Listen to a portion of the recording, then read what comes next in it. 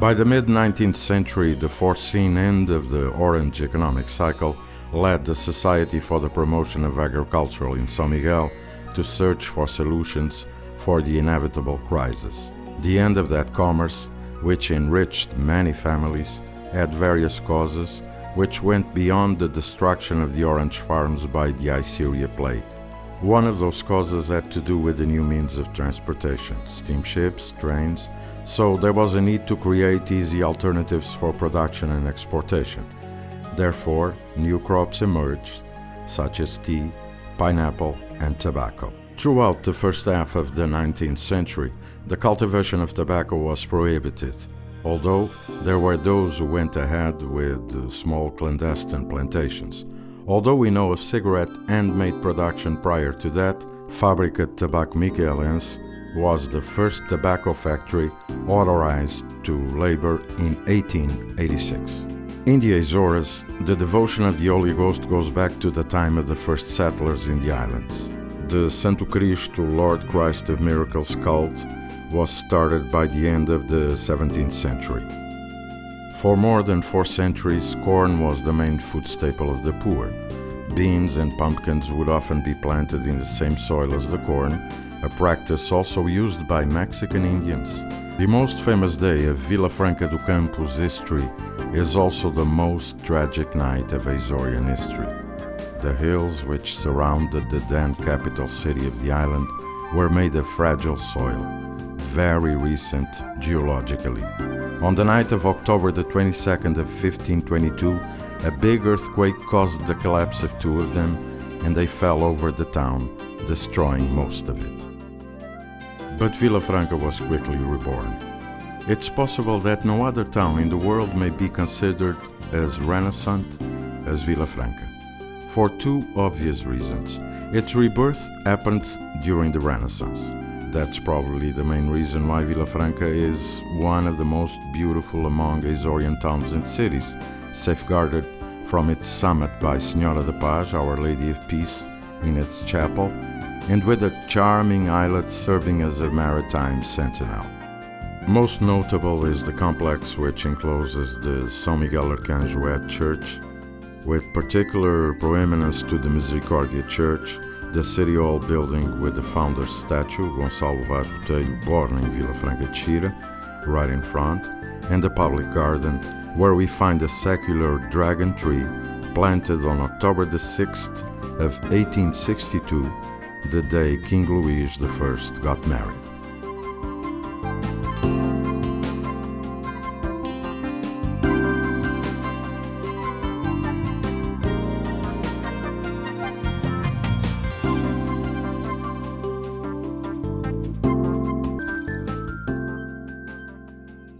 Although its initial origin is the north of India, the word Sha, as it is pronounced in the Fujian dialect, Te in Mandarin, is associated with China, even in its scientific classification, Camellia sinensis. Having been introduced in São Miguel in the 19th century, the Goriana tea factory was the only one that lasted until now in constant production, and it is considered the most famous. Tea is connected with the progress of maritime navigation due to the rivalry between the Dutch and the English, which fought for the control of its commercialization. To define the sensation of tranquility and peace associated to this beverage, nothing better than a poem in the... Very often, cows are traveling companions on the roads of São Miguel.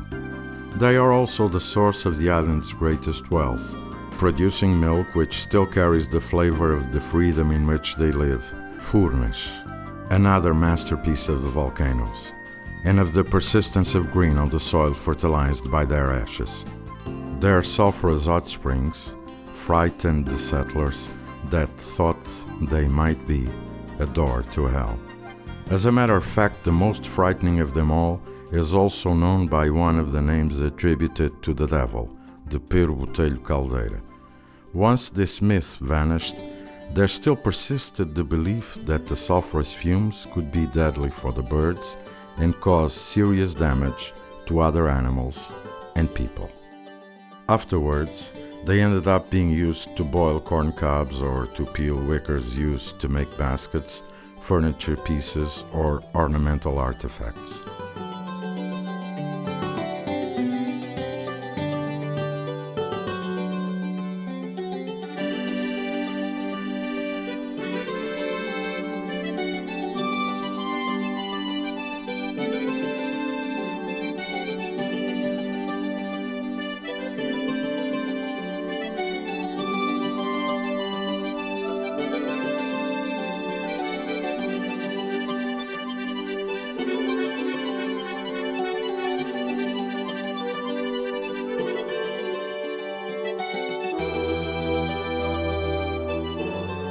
Taking advantage of the hot soil which surrounds the caldeiras near the lake, the famous cozidos das furnas are cooked. The most common are the Portuguese style and the cod cozido.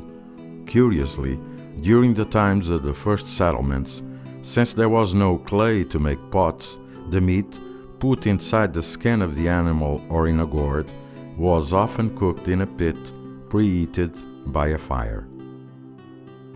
The last furnace volcanic eruption took place in 1630 and caused a few deaths in the southern coast, besides drying a small lagoon in a place which is now called Lagoa Seca, dry lagoon.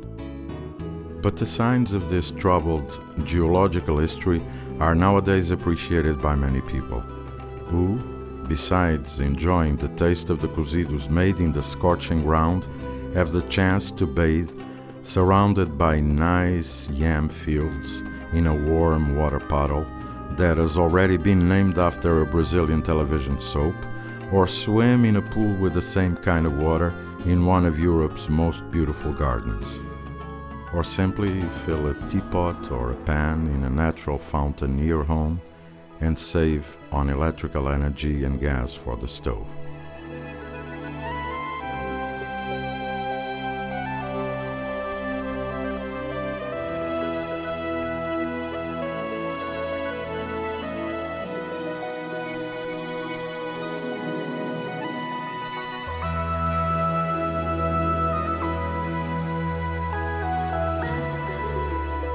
Often, those who visit Furnas to eat a cozido from the caldeiras use the 5 to 7 hours waiting time until the meal is ready to go swim in the ocean at Ribeira Quente. The road to this coastal village is one of the most enchanting in the Azores. While crossing its 8 kilometers, one is enveloped by luscious vegetation, covering hills, mounds, and mountain streams, with Calabit waterfalls springing here and there on the right side of the road. The village of Ribeira Quente is the name of the brook that crosses it, and which is its spring in the place of Águas Quentes, hot waters, the one that people changed for the title of a Brazilian soap. The village space between mountains and sea is so narrow that some small streets, where two people can hardly walk side by side, remind us of an Arab quarter. The beach rests under majestic slopes, and a few meters from the land, one can see the bubbles of submerged sulphurous water. Among the various gardens in Furnas stands the Terra Nostra Hotel Garden, started by Thomas Hickling, who left America for political reasons and sought refuge in this island. He ended up being the first United States consul in São Miguel, where he left illustrious and educated descendants. The Terra Nostra Hotel Garden, or Park, is one of the best examples of the interest for exotic gardens which began in São Miguel during the 19th century.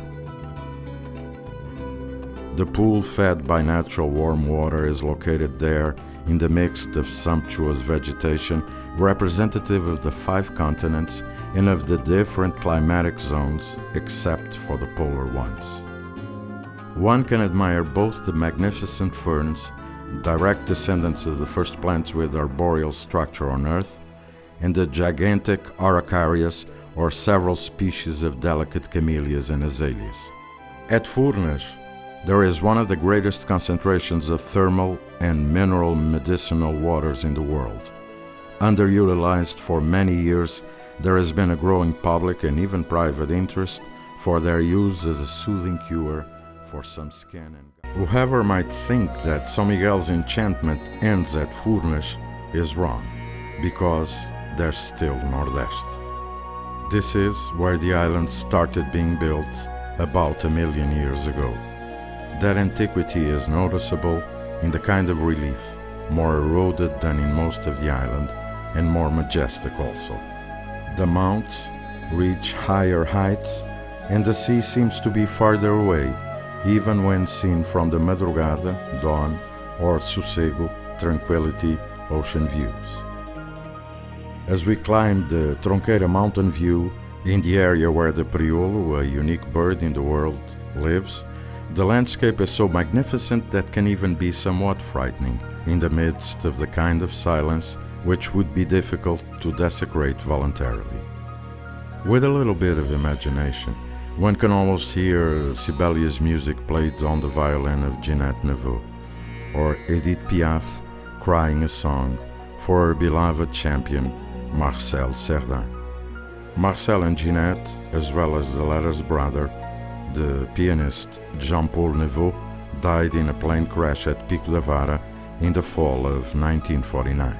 But Nordeste is above all an expression of life, and it has been honored with a title which still continues to deserve for the most flower-adorned municipality in Portugal. The religiosity of the people of São Miguel is supposed to be sad and fatalistic.